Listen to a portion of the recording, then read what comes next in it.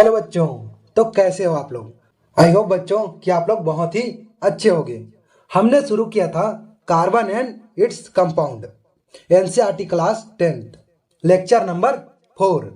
यहाँ पर हम बात करने वाले हैं chemical properties of carbon compound, मतलब हमारे कार्बन कंपाउंड कौन कौन से टाइप के रिएक्शन करते हैं और कैसे रिएक्ट करते हैं, उसको हम लोग देखने वाले हैं एक्सपेरिमेंट करके और रिएक्शन करवा के। तो चलो क्लास स्टार्ट करते हैं। तो सबसे पहले हम लोग देख लेते हैं कंबसन, मतलब दहन, आग लगा देना या जला देना। ये क्या है? कंबसन है। अब इसमें किस टाइप का रिएक्शन होता है, चलो देखते हैं। ये हमारे पास एक प्योर कार्बन है। अब उसको जलाएं तो कुछ इस प्रकार से दिखेगा। अब कार्बन जला तो इसमें किस प्रकार अभिक्रिया हुआ या रिएक्शन हुआ, चलो इस चीज को समझते हैं। हमने लिया था कार्बन और क्या है, एटमॉस्फेयर में O2 ऑक्सीजन, दोनों रिएक्शन किए तो क्या मिल गया हमको? CO2 as a product. अब आप देख रहे हो कि इसमें केवल CO2 ही नहीं निकल रहा है, इसमें लाइट भी निकल रहा है प्लस इसमें हीट भी निकल रहा है। तो यदि हम कार्बन को जलाए तो हमें क्या क्या मिला? CO2 carbon dioxide plus heat plus light. इस पूरे रिएक्शन को ही हम लोग क्या कहते हैं? कंबसन रिएक्शन कहते हैं। और एक चीज, यदि हम बायोगैस को जलाते हैं तो वह ब्लू फ्लेम में कुछ इस प्रकार दिखता है। अब इसमें कौन सी गैस होती होगी? हमने पढ़ा था मीथेन गैस होता है। तो बायोगैस में कौन से जल रहा है? मीथेन जल रहा है। तो मीथेन को यदि हम जलाए तो क्या एटमॉस्फेयर में O2 है, तो O2 से रिएक्शन करके क्या बना लेगा? ये CO2 प्लस H2O प्लस उसमें लाइट भी निकलेगा प्लस हीट भी उसमें निकलेगा। अब ये जो समीकरण है वह संतुलित नहीं है, तो संतुलित करने के लिए हम लोग क्या करेंगे, चलो हम लोग एक बार जान लेते हैं कि कैसे इसको संतुलित करते हैं। तो सबसे पहले हम लोग देखते हैं तो रिएक्टेंट में क्या क्या है। यहाँ पास कार्बन 1 है, तो यहाँ पास प्रोडक्ट में कार्बन 1 है, कार्बन तो संतुलित है। अब देखते हैं हाइड्रोजन। यहाँ पास हाइड्रोजन कितना ठो है? 4 है, और यहाँ पास प्रोडक्ट में 2 ठो है, तो 2 हाइड्रोजन। तो इसको हम लोग क्या कर देंगे, यहाँ पास 2 लगा देंगे तो क्या हो जाएगा? 4 हाइड्रोजन हो जाएगा। यहाँ पास हाइड्रोजन संतुलित हो गया। अब देखते हैं हम ऑक्सीजन का। ऑक्सीजन यहाँ पास कितना ठो है? ये हो गया 2 और ये हो गया 2, कितना ठो है? 4 ठो है। तो यहाँ पास कितना है हमारे रिएक्टेंट में? ऑक्सीजन 2 ठो है, तो इसको हम लोग 2 मॉलिक्यूल ले लेंगे। अब हो गया ये रिएक्शन पूरा संतुलित। अब हम लोग एक लास्ट रिएक्शन देख लेते हैं कंबसन का। आप लोगों ने गांव में देसी शराब बनते हुए देखा है, उसमें अल्कोहल की मात्रा होता है ना, किसी में ज्यादा होता है तो किसी में कम होता है। तो इसमें अल्कोहल के रूप में क्या होता है? एथेनॉल होता है। तो एथेनॉल को हम लोग जलाकर देखेंगे तो कोई क्या होता है, चलो हम लोग कुछ को देखते हैं। रिएक्शन को समझने से पहले सर का एक एक्सपेरिमेंट वीडियो देख लो, ये वाली। हम इस कंटेनर के अंदर क्या डाल देंगे? थोड़ा सा इथेनॉल, लेकिन वो डीनेचर्ड है। क्या है? हो जाएगा। अच्छा, अब इसके अंदर हमने इसको थोड़ी देर के लिए घुमाया ताकि ये वेपराइज हो जाए। क्या हो जाए? बाकी ऐसा समय करना पड़ेगा। Oh my God! अगर मैं इस माचिस को इसके अंदर डालता हूं, जैसा कि आप लोगों ने सर के वीडियो में देखा, उसी चीज को हम लोग रिएक्शन के थ्रू एक बार देख लेते हैं। तो सबसे पहले सर ने क्या लिया था? एथेनॉल लिया था और उसको आग लगा दिया था। तो क्या हुआ था उसमें रिएक्शन? एथेनॉल लिया था प्लस उसमें एटमॉस्फेयर में क्या था? ऑक्सीजन था। तो ये दोनों जब रिएक्ट किए तो यहाँ पास क्या हुआ? कार्बन डाइऑक्साइड बना प्लस उस बॉटल में क्या निकला? लास्ट में वाटर निकला, मतलब H2O बना, प्लस उसमें आग लगा था, हीट भी निकला प्लस लाइट भी निकला। अब इस वाली अभिक्रिया को हम लोग संतुलित कैसे करेंगे समीकरण में? तो देखो यहाँ पास कार्बन कितना है? 2 है, तो यहाँ पास हम लोग कार्बन में कितना ले लेंगे? 2 कार्बन, यहाँ पास 2 लगा देंगे तो हमारा कार्बन संतुलित हो गया। अब देखते हैं हम लोग हाइड्रोजन। हाइड्रोजन यहाँ पास कितना ठो है? 6 है। यहाँ पास प्रोडक्ट में हाइड्रोजन कितना है? 2 है, तो यहाँ पास हम लोग 3 लगा देंगे जिससे हमारा हाइड्रोजन 6 हो जाएगा। तो प्रोडक्ट में हाइड्रोजन 6 और रिएक्टेंट में भी हाइड्रोजन 6, हाइड्रोजन संतुलित हो गया। अब ऑक्सीजन को देखते हैं। यहाँ पास ऑक्सीजन कितना है प्रोडक्ट में? 3 ये और 4 ये, तो कितना हुआ?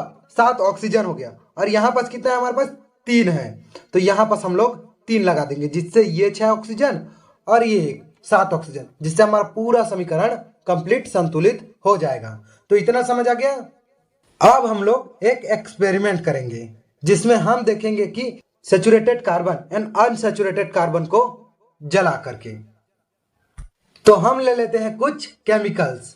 तो केमिकल्स में क्या क्या है, जैसे कि एथेनॉल, एसिटिक एसिड और नेप्थलीन। अब हम सबसे पहले एथेनॉल को जला करके देखेंगे। तो एथेनॉल को जलाएंगे तो कुछ इस प्रकार दिखता है। आप एथेनॉल को देख रहे हो, तो एथेनॉल जब जल रहा है तो यह क्लीन ब्लू फ्लेम में जल रहा है। तो इससे क्या पता लगता है कि एथेनॉल एक सैचुरेटेड कार्बन कंपाउंड है। अब हम ले लेते हैं एसिटिक एसिड। जब हम एसिटिक एसिड को जला करके देखते हैं तो आप कुछ इस प्रकार ब्लू फ्लेम में जलता हुआ दिखाई देता है। तो इससे भी क्या पता लगता है कि एसिटिक एसिड भी सैचुरेटेड कार्बन कंपाउंड है। अब हमारा एक लास्ट बच गया क्या, नेप्थलीन। अब उसको भी हम लोग जला करके देखते हैं। अब हम नेप्थलीन के गोली को जलाते हैं तो कुछ इस प्रकार दिखाई देता है। नेप्थलीन को देख रहे हो कि यह जलता हुआ किस कलर में दिखाई दे रहा है, येलो फ्लेम में जल रहा है और काला धुआं निकल रहा है इसमें से। तो यह येलो फ्लेम में क्यों जल रहा है और काला धुआं इसमें क्यों निकल रहा है, चलो इस चीज को जानते हैं। क्योंकि नेप्थलीन एक अनसैचुरेटेड कार्बन कंपाउंड है, जिसके कारण इसमें काला धुआं और येलो कलर के जल रहा है। अब कैसे, क्योंकि देखो बच्चों, कार्बन कार्बन के बीच यदि डबल बॉन्ड है तो ज्यादा स्ट्रॉन्ग बॉन्ड से जुड़ा हुआ है, जिससे क्या हो रहा है कि कार्बन का पूरी तरह से दहन नहीं हो पा रहा है, यानी उसका उपयोग पूरे तरीके से नहीं हो पा रहा है, जिससे क्या हो रहा है कि काला धुआं निकल रहा है और उसमें कार्बन के पार्टिकल्स गर्म होकर येलो लाइट इमिट कर रहे हैं। तो समझ आ गया कि काला धुआं और येलो फ्लेम में क्यों जल रहा है नेप्थलीन, क्योंकि नेप्थलीन एक अनसैचुरेटेड कार्बन कंपाउंड है। आप कहीं कहीं पर देखे होंगे कि इस प्रकार चूल्हा में काला काला धुआं निकल जाता है। वह किस लिए होता है, क्योंकि वहां कार्बन की अच्छी तरीके से उपयोग नहीं हो पा रहा है, जिसके कारण यहाँ पर वो काला काला धुआं के रूप में निकल जा रहा है। तो समझ आ गया कि कौन सा सैचुरेटेड कार्बन है और कौन सा अनसैचुरेटेड कार्बन है। अब हम देखते हैं ऑक्सीडेशन, मतलब ऑक्सीकरण अभिक्रिया। कंबसन रिएक्शन में, मतलब दहन अभिक्रिया में, हमने ये वाला रिएक्शन पढ़ा था। इस रिएक्शन में क्या हुआ कि कार्बन में ऑक्सीजन ऐड हो गया, ऐड हुआ था। तो इसे भी हम क्या कह सकते हैं, ऑक्सीडेशन रिएक्शन बोल सकते हैं। फिर हमने मीथेन को जला करके देखा। इसमें कार्बन और हाइड्रोजन के बीच जो बॉन्ड था उसको ऑक्सीजन तोड़ दिया और उसमें ऑक्सीजन ऐड हो गया। तो इसको भी हम लोग क्या कहेंगे, ऑक्सीडेशन अभिक्रिया कहेंगे, मतलब ऑक्सीकरण अभिक्रिया कहेंगे। तो प्रोडक्ट में हमें क्या मिला था, CO2 plus H2O plus heat plus light मिला था। फिर हमने एथेनॉल को जलाया था तो हमें ये वाला प्रोडक्ट मिला था। ये सब भी क्या है, ऑक्सीडेशन अभिक्रिया है। तो आप बोलोगे कंबसन रिएक्शन और ऑक्सीडेशन रिएक्शन में फिर फर्क क्या है, तो फर्क इसमें यह है बच्चों कि ऑक्सीडेशन रिएक्शन में लाइट और हीट नहीं निकलता है, बस इसमें इतना ही फर्क है। किसी भी रिएक्शन में ऑक्सीजन का सोर्स कहां से होता है बोलोगे आप लोग, तो ऑक्सीजन का सोर्स 2 प्रकार से हो सकता है। कौन कौन सा, एक एटमॉस्फेयर से और दूसरा हम रासायनिक यौगिकों का भी उपयोग कर सकते हैं as a source of oxygen. और याद रखना एक बात कि कोई भी पदार्थ दूसरे पदार्थ को यदि ऑक्सीजन देता है तो क्या कहलाता है, ऑक्सीडाइजिंग एजेंट कहलाता है या ऑक्सीडेंट कहलाता है। तो इसमें कौन कौन सा हो जाएंगे ऑक्सीडाइजिंग एजेंट, जैसे कि पोटेशियम परमैंगनेट, पोटेशियम डाइक्रोमेट, ये सब क्या हो जाएंगे, ऑक्सीडाइजिंग एजेंट हो जाएंगे। कैसे, चलो एक केमिकल रिएक्शन के थ्रू समझते हैं। तो हम लोग ले लेते हैं एथेनॉल। अब इसको एल्कलाइन पोटेशियम परमैंगनेट की उपस्थिति में हम लोग इसका रिएक्शन करेंगे। तो क्या होता है, ये इसको एक ऑक्सीजन दे देता है, जिससे हमें क्या मिलता है, एथेनोइक एसिड मिलता है। अब आप सोच रहे होगे कि सर इसमें H2 कहाँ गया, तो इसमें H2 वाटर के रूप में निकल जाता है, या आपके बुक में नहीं दिखा है इसलिए मैं नहीं दिखा रहा। इसमें क्या निकलता है, H2 बाहर निकल जाता है, जिससे हमें क्या मिलता है, एथेनोइक एसिड मिल जाता है। तो समझ आ गया ऑक्सीकरण क्या होता है या ऑक्सीडेशन क्या होता है। अब हम लोग चलते हैं संकलन अभिक्रिया, क्या अभिक्रिया, एडिशन रिएक्शन की तरफ। तो एडिशन रिएक्शन क्या है? यहाँ पर क्या होता है कि एक अनसैचुरेटेड कार्बन कंपाउंड रिएक्शन करके saturated carbon compound as a product के रूप में बनाते हैं। तो चलो हम लोग इसको एक एग्जांपल के थ्रू समझते हैं। ये रहा हमारा एक एग्जांपल, अनसैचुरेटेड कार्बन कंपाउंड, जिसको हम लोग क्या करेंगे, आयोडीन के साथ रिएक्शन करवाएंगे। I2, यहाँ पर I2 I और I के बीच सिंगल बॉन्ड से जुड़ा हुआ है। तो यहाँ पर सिंगल बॉन्ड जब टूटेगा और यहाँ का डबल बॉन्ड का एक बॉन्ड टूटेगा तो क्या होगा, तो हमें क्या मिल जाएगा, सैचुरेटेड कंपाउंड मिल जाएगा। ये हमारा प्रोडक्ट बन जाएगा। तो समझ आ गया कि कोई कंपाउंड आता है और अनसैचुरेटेड कंपाउंड का बॉन्ड तोड़ता है और उसमें जाकर चिपक जाता है। ये होता है हमारा एडिशन रिएक्शन। और हम लोग एक रिएक्शन और देख लेते हैं। हम ले लेते हैं एक तरफ वेजिटेबल ऑयल्स और क्या लेते हैं एक तरफ हाइड्रोजन गैस। तो प्लेटिनियम की उपस्थिति में क्या होता है, हाइड्रोजन जाकर वेजिटेबल ऑयल से चिपक जाता है और हमें क्या मिल जाता है, एक वनस्पति घी मिल जाता है जो कि सैचुरेटेड है।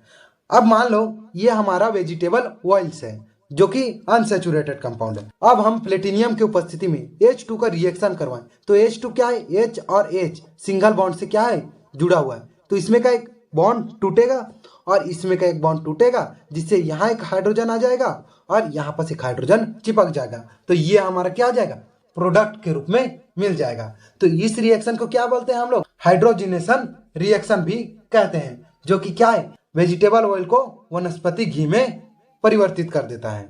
तो समझ आ गया कि एडिशन रिएक्शन क्या होता है। अब कोई भी कंपाउंड में किसी भी कंपाउंड का आकर जुड़ जाना, मतलब ऐड हो जाना, उसे हम क्या कहते हैं, एडिशन रिएक्शन कहते हैं। अब हम लोग देखते हैं सब्स्टिट्यूशन रिएक्शन, मतलब एक जगह से दूसरे जगह। इसको हिंदी में क्या कहते हैं, प्रतिस्थापन अभिक्रिया। लेकिन एक बात है कि सैचुरेटेड हाइड्रोकार्बन रिएक्टिव नहीं होते हैं, क्योंकि इसमें जो कार्बन कार्बन के बीच बॉन्ड है और कार्बन और हाइड्रोजन के बीच जो बॉन्ड है वो बहुत ही ज्यादा क्या होता है, स्ट्रॉन्ग बॉन्ड होता है, जिससे इसे तोड़ना मुश्किल हो जाता है, इसलिए जल्दी से रिएक्टिव नहीं होते हैं। मतलब ये क्या होता है, इनएक्टिव होते हैं। लेकिन क्या होता है कि ये सनलाइट की उपस्थिति में इनका नियत में खोट आ जाता है और ये अपना रिएक्शन दिखा देते हैं। तो ये सनलाइट की उपस्थिति में किससे रिएक्शन करते हैं, तो ये करते हैं क्लोरीन से। ये हो गया हमारा मीथेन प्लस ये Cl2, क्लोरीन हम ले लेते हैं। अब ये दोनों रिएक्शन करेंगे तो यहाँ पर Cl2 है, मतलब क्लोरीन क्लोरीन के बीच सिंगल बॉन्ड से जुड़ा होगा। तो ये क्या करेगा कि यहाँ से एक बॉन्ड तोड़ेगा, ये अपना बॉन्ड तोड़कर इधर आएगा और यहाँ से हाइड्रोजन एक बॉन्ड तोड़कर यहाँ चला जाएगा, जिससे हमें प्रोडक्ट में क्या मिलेगा कि क्लोरीन यहाँ आ गया और हाइड्रोजन यहाँ चला गया।